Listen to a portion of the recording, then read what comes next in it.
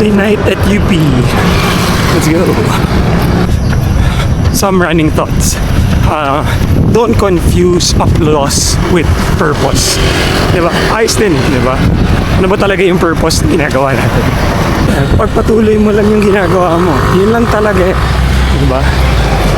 Hindi mo kailangan ng approval talaga. Gawin mo lang. Since migraine boy ako, and then kakatakbo ko lang, parang okay naman today. Pero yung question ko, ano ba yung mas okay? Night run or morning run? Kayo, anong mas feel nyo? Sa akin parehong okay. Pero nag-lean pa rin ako sa morning run kasi well rested. Pero ito titestingin ko kung ano yung difference talaga from itong night run na to, tapos on the next day morning run. Kasi yung training 3 times a weekend, so pinagkakasya ko lang din kung anong kaya namin during workday, tapos during day off. So yun, pag-usapan pa natin. Ito yung morning run. Let's go! Kayo ba minsan parang tingin nyo nag-aagaw buhay din kayo sa takbo? Na yung mga kotseng dumadaan, tingin nyo natamaan kayo. Dito sa area na to, marami nagmamadali eh. Sukan. Siguro maraming residential din, commercial. Parang nagmamadali lahat. Ay ginagawa nyo pagka tingin nyo tatamaan kayo. Oh, taas ako kamay. Para makita talaga nila ako.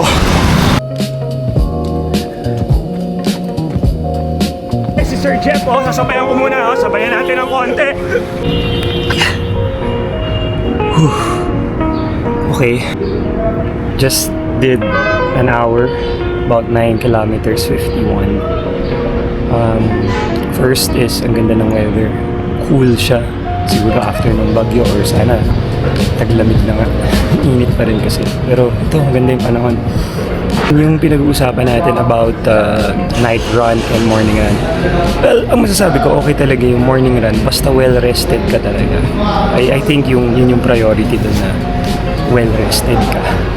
Kasi nga, siyempre, nagpapagod ka. Yun lang naman siguro. Hindi yung pagod ka na tapos itatakbo mo pa. So feeling ko, isa yun sa mga difference. Pero siyempre, yun nga, dahil nga sa time na pwede mong ilaan sa takbo, kung galing ka trabaho or busy ka, sa mo ipapasok yung running time mo. Ang importante, magawa mo, siyempre, naman din yung bottom line. Or, di ka pagod. Kasi iba rin talaga yung nakapagpahinga ka, tapos itatakbo mo. So, malaking bagay yun. Yun sa akin talaga, the best tumakbo ng umaga na well-rested. Presko, maliwanag, dahil mo nakikita. Pero yun nga, depende pa rin sa oras na pwede mong itakbo. So yun lang, next clip, it's a long run for the weekend. So today is a Thursday. I'm training 3 times a week. 2 short runs, isang long run.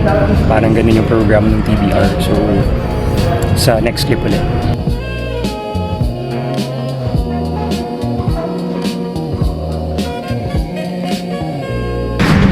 Morning, 5 a.m.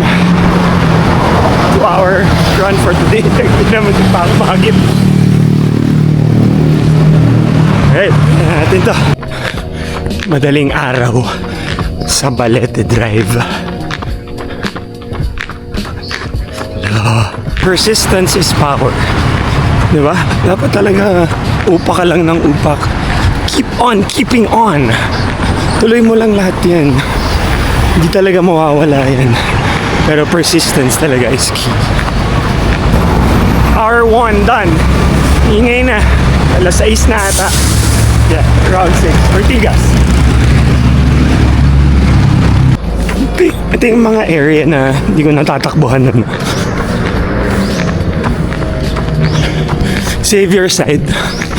Ganda rin eh. Siguro tahimik dito pag walang school. Pero malamang matraffic dito rin. Wilson.